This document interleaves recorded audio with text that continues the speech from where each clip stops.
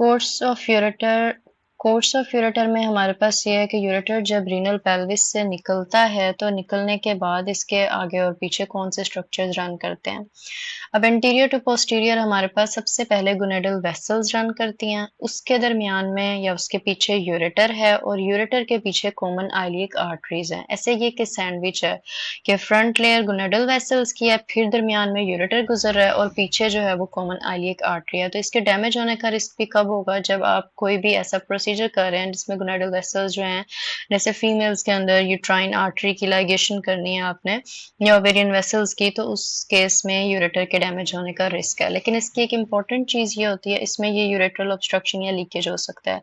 Important इसमें जो question बन सकता है वो ये होता है कि आप ये एक्सपेक्ट नहीं करेंगे कि फीमेल का ऑपरेट हुआ है और उसका यूरेटर डैमेज हो गया है और जैसे ही उसके सेंसेस जो हैं वो रीगेन होंगी तो वो उसको यूरिनरी सिम्पटम्स आना शुरू हो जाएँ। ये पॉसिबिलिटी नहीं होती है, ये बहुत रेयर है। होगा क्या कि उसका जब भी बॉडी में 2 स्ट्रक्चर्स होते हैं एक जैसे, जैसे 2 यूरेटर हैं दोनों साइड्स पे, ठीक है? तो एक डैमेज हो भी गया तो दूसरा उसको कंपनसेट करता रहेगा।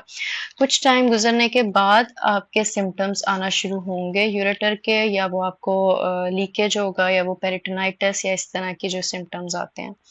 फ़ौरन से नहीं मैनिफेस्टेशंस होती हैं इसकी इसकी रप्चर होने की या डैमेज होने की। अब उसके बाद क्या है कि ब्लैडर जब कॉन्ट्रैक्ट करता है तो कॉन्ट्रैक्शन से क्या होता है कि ये ब्लैडर है और इसने कॉन्ट्रैक्ट करना है, जहाँ पे यूरेटर इसके अंदर पास कर रहा है ये हमारे पास हो गया यूरेट्रोवेसिकल जंक्शन, ठीक है। अब हमारे पास जब ब्लैडर ने कॉन्ट्रैक्ट करना है ना, तो ये जो इंट्राम्यूरल यूरेटर है ना, जो यूरेटर के अंदर जा रहा है, ब्लैडर के अंदर यूरेटर का थोड़ा सा पार्ट जा रहा है, वो उसको क्लोज कर देगा ताकि बैक फ्लो नहीं हो यूरिन का, तो यूरिन रिफ्लेक्स इस तरह से प्रिवेंट हो जाता है। अब ब्लड सप्लाई क्या है यूरेटर की, ब्लड सप्लाई यूरेटर की इसमें प्रॉक्सिमल एंड पे अलग इसकी सप्लाई है, उसको 3 पार्ट्स में डिवाइड किया गया है, मिडल में अलग है और डिस्टल में अलग है। प्रॉक्सिमल में हमारे पास जो है वो यूरेटर कहाँ से निकल रहा है, किडनी के पेल्विस से निकल रहा है, तो वहां पर रीनल आर्टरी की सप्लाई थी, वही इसको सप्लाई कर देगी और प्रॉक्सिमल पार्ट में रीनल आर्टरी सप्लाई करेंगी, ठीक है।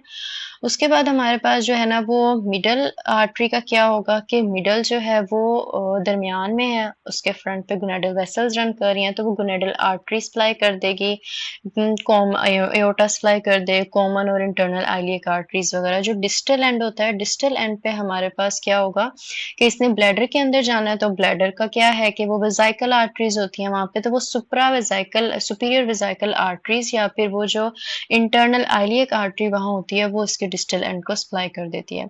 अब यूरेटर के ऑब्स्ट्रक्शन के कौन कौन से कॉमन पॉइंट्स होते हैं, एक वो जहां से ये निकलना स्टार्ट होता है, ये किडनी के अंदर से निकलता है, पेल्विस से निकल के यूरेटर बनता है, तो वो होता है जिसमें यूरेट्रोपेल्विक जंक्शन होता है हम कहते हैं। और इसका हमने ये भी पढ़ा था कि अगर हम फीटस में देखें, मोस्ट कॉमन कॉज जो ऑब्स्ट्रक्शन होगा, most common cause of hydronephrosis, तो वो यूरेट्रोपेल्विक जंक्शन ही होता है। जो बर्थ से पहले अगर ऑब्स्ट्रक्शन हो जाए तो किडनी की हाइड्रोनेफ्रोसिस होगी, और वो बर्थ के बाद भी यही है कि ये भी एक पॉइंट है कि कभी भी लाइफ में ऑब्स्ट्रक्शन हो तो ज़्यादा रिस्क इन 3 पॉइंट्स पे होता है।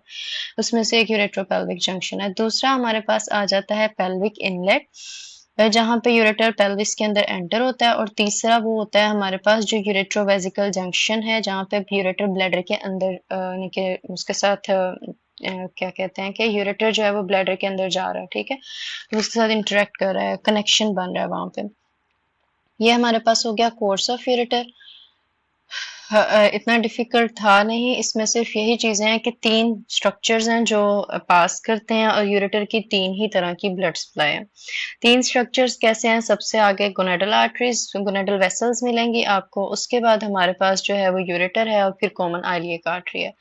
3 ही वो पॉइंट्स हैं जहां यूरेटर की ऑब्स्ट्रक्शन होती है। एक वो जहां से ये निकलता है यूरेट्रोपेल्विक ऑब्स्ट्रक्शन, वहां पे जंक्शन, वहां पे ऑब्स्ट्रक्शन का रिस्क है। फिर जब वो हिप के यानी पेल्विस के अंदर जाता है, पेल्विक इनलेट के अंदर, और उसके बाद हमारे पास जब वो यूरेट्रोवेसिकल जंक्शन, जब ब्लैडर का यूरेटर के साथ कनेक्शन बनता है, जिस पॉइंट पे जंक्शन पॉइंट है वहां पे ऑब्स्ट्रक्शन का रिस्क है।